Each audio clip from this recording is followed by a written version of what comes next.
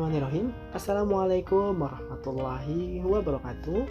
Yang terhormat Ibu Dwi Aprimeti Timora SH.MH dan juga Bapak Asep Rudi Casmana MA selaku dosen pengampu mata kuliah Hukum Kekayaan Intelektual dan Hukum Pajak.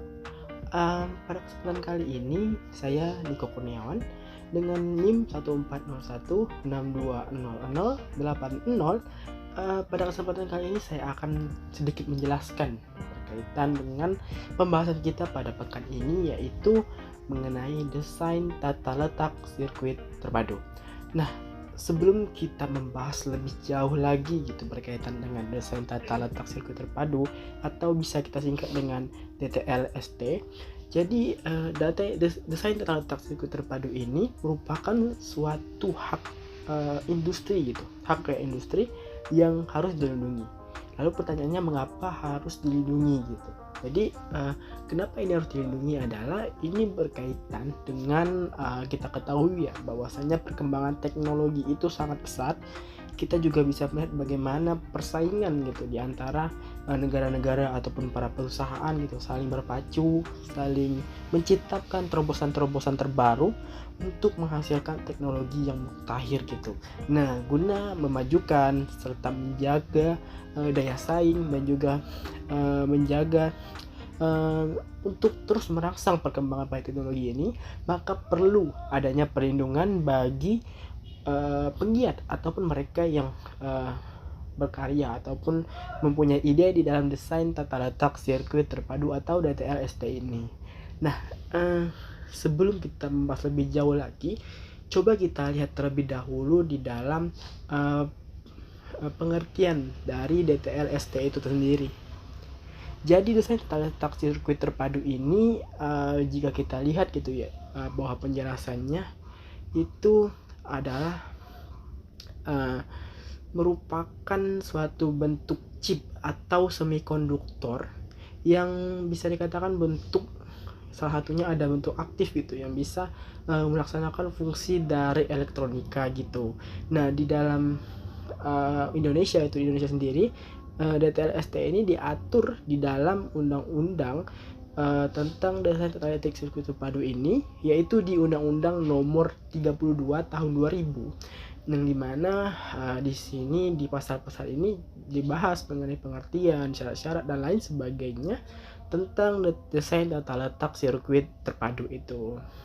Nah, jika kita lihat di dalam pasal 1 Undang-Undang DTLST ini, bahwasannya dijelaskan bahwasannya sirkuit terpadu itu merupakan suatu bentuk produk gitu, dalam bentuk yang sudah jadi ataupun setengah jadi, yang di dalamnya terdapat berbagai elemen dan sekurang-kurangnya satu dari elemen tersebut adalah elemen yang aktif, yang sebagian atau seluruhnya itu saling berkaitan gitu, serta dibentuk secara terpadu di dalam sebuah bahan semikonduktor yang bermaksud untuk menghasilkan fungsi dari elektronik. Nah, lalu tentunya desain tata letak sirkuit terpadu ini mempunyai syarat gitu supaya ia bisa mendapatkan perlindungan hak. Nah, di dalam pasal 2 pula kita bisa melihat bahwasannya dijelaskan ataupun disebutkan bahwa desain tata letak sirkuit terpadu itu yang dapatkan perlindungan adalah yaitu desain tata letak sirkuit terpadu yang diberikan bentuk desain yang orisinil gitu. Jadi perkembangan ataupun penemuan bentuk chip ini, bentuk dari teknologi ini itu orisinil yang benar-benar diciptakan dari orang tersebut gitu. Lalu yang kedua adalah desain tata letak sirkuit terpadu ini dinyatakan orisinil apabila desain tersebut merupakan hasil karya gitu yang mandiri dari pendesain, dan pada saat desain tata letak sirkuit terpadu itu tersebut dibuat tidak merupakan bentuk yang umum gitu bagi para pendesain yang ada gitu. Nah, di dalam undang-undang juga disebutkan bahwa perlindungan terhadap DTLST ini harus, tentunya yang paling penting adalah bagaimana orisinil ataupun keaslian dari karya ataupun desain tata letak tersebut gitu, sehingga perlindungan ini bisa berjalan apabila memang desain tata letak sirkuit terpadu itu memiliki bentuk yang orisinil ataupun bukan hasil dari hasil dari mengambil hak dari pendesain yang lain gitu. Lalu subjek dari DTSLT ini kita bisa lihat di dalam pasal 5 bahwasannya yang menjadi subjek itu adalah pendesain atau orang yang menerima hak tersebut, yang mengerjakan desain tersebut gitu. Lalu yang kedua adalah apabila pendesain itu terdiri dari beberapa orang gitu secara bersamaan, hak desain tata letak sirkuit terpadu itu diberikan kepada mereka yang bersama-sama gitu, kecuali jika ada perjanjian lainnya gitu. Lalu di dalam pasal 6 juga disebutkan bahwa desain tata letak sirkuit terpadu ini dibuat dalam hubungan dinas dengan pihak lain dalam lingkungan pekerjaannya. Jadi pemegang haknya itu adalah pihak yang untuk dalam dinasnya yang berkaitan dengan desain tata letak sirkuit terpadu tersebut. Lalu kita juga perlu melihat gitu, subjek ini terbagi menjadi 3. Yang pertama adalah perorangan atau pendesain tersebut.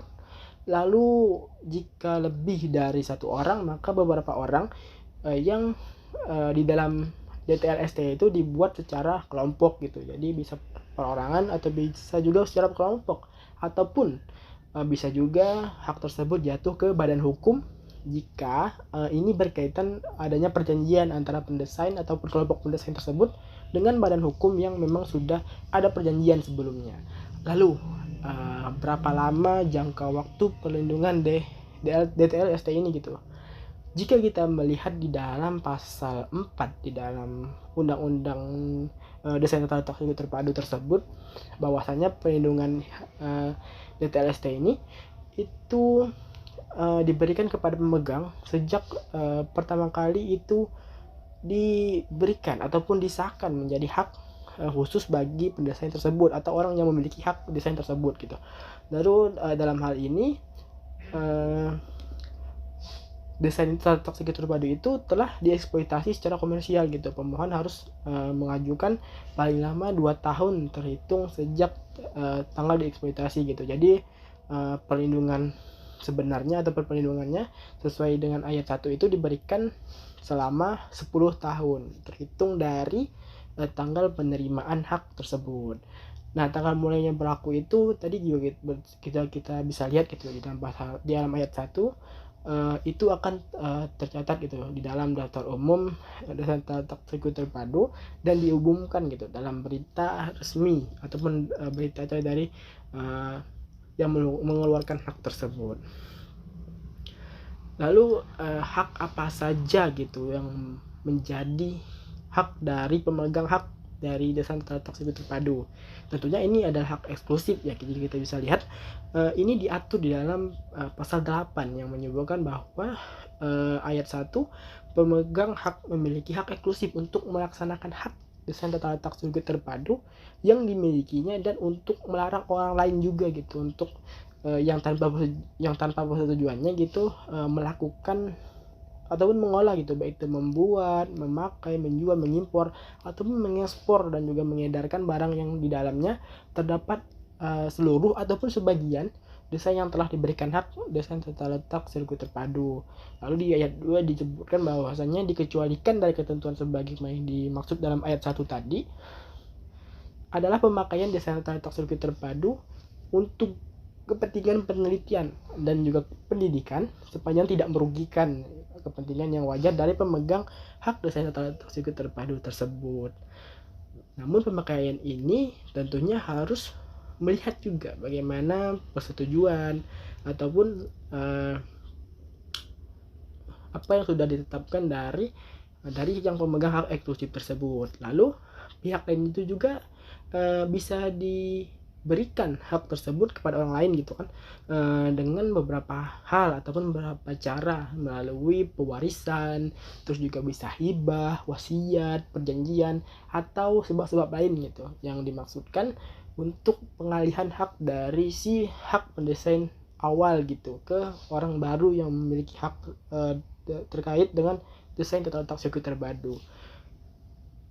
Untuk selanjutnya, jika kita bisa melihat gitu ya, tentunya di dalam pelaksanaan hak tersebut tentunya pasti akan berkaitan dengan yang namanya adanya kasus-kasus hukum gitu. Kita sering melihat di hak kekayaan intelektual yang lainnya gitu, seringkali adanya bagaimana pergejolakan gitu antara pemegang hak dan juga orang-orang lain gitu ya, yang dimaksudkan melanggar hak dari orang yang memegang hak tersebut.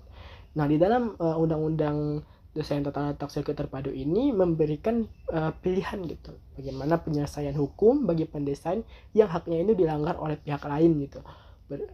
Mekanismenya diantaranya gugatan perdata. Jadi mekanisme ini diatur di dalam pasal 38 Undang-Undang Desain Tata Letak Sirkuit Terpadu. Jadi pemegang hak DTLST ini atau pemegang lisensi yang mempunyai hak ini bisa mengajukan gugatan untuk ganti rugi ataupun penghentian semua kegiatan yang memang merugikan si pemegang hak kekayaan ini gitu. Lalu bisa juga dengan tuntutan pidana. Ini diatur di dalam pelanggaran hak desain itu diatur di dalam pasal 42 di dalam Undang-Undang Desain Tata Letak Sirkuit Terpadu. Lalu selanjutnya penyelesaian sengketa ini melalui alternatif penyelesaian sengketa atau ADR, Alternative Dispute Resolution, dalam bentuk negosiasi gitu, mediasi ataupun konsiliasi dan cara-cara lain gitu, yang tentunya harus dengan kesepakatan gitu. Dan ini diatur dalam pasal 39 Undang-Undang Desain Tata Letak Sirkuit Terpadu. Jadi setiap permasalahan yang timbul itu tidak selalu harus diselesaikan dengan perdata dan juga pidana gitu. Ini bisa juga dilakukan dengan mediasi ataupun cara-cara yang lebih kekeluargaan gitu. Jadi tidak harus dengan cara-cara yang pidana ataupun perdata tadi. Baik, itu saja mungkin yang bisa saya sampaikan berkaitan dengan desain tata letak sirkuit terpadu. Saya harap dengan mempelajari hal ini gitu, ini menjadi sebuah pengetahuan yang baru gitu bagi saya, dan juga bisa menjadi pengetahuan bagi siapapun yang melihat video ini gitu. Tentunya di dalam hal ini saya juga memiliki banyak sekali kekurangan gitu dalam penyampaian, kejelasan dan sebagainya. Untuk itu saya mohon maaf apabila ada kekurangan. Sebelum itu izinkan saya terlebih dahulu untuk sekilas mengulas balik tadi apa yang saya sampaikan, bahwasanya desain sirkuit terpadu itu merupakan suatu produk dalam bentuk jadi atau tidak jadi, yang di dalamnya terdapat berbagai elemen, dan sekurang-kurangnya satu dari elemen tersebut itu adalah elemen yang aktif gitu. Itu yang pertama berkaitan dengan pengertian dari desain tata letak sirkuit terpadu. Terus desain tata letak sirkuit terpadu ini peletakan 3 dimensi itu dari berbagai elemen, sekurang-kurangnya satu dari elemen tersebut juga harus ada elemen aktif gitu, serta sebagian atau semua interkoneksi itu dalam satu sirkuit terpadu, dan peletakan 3 dimensi tersebut dimaksudkan untuk persiapan pembuatan sirkuit terpadu. Itu tadi berkaitan dengan desain tata letak sirkuit terpadu. Lalu jangka waktunya berapa tahun? Jadi untuk jangka waktunya adalah 10 tahun dihitung sejak dari tanggal penerimaan hak desain tata letak sirkuit terpadu tersebut.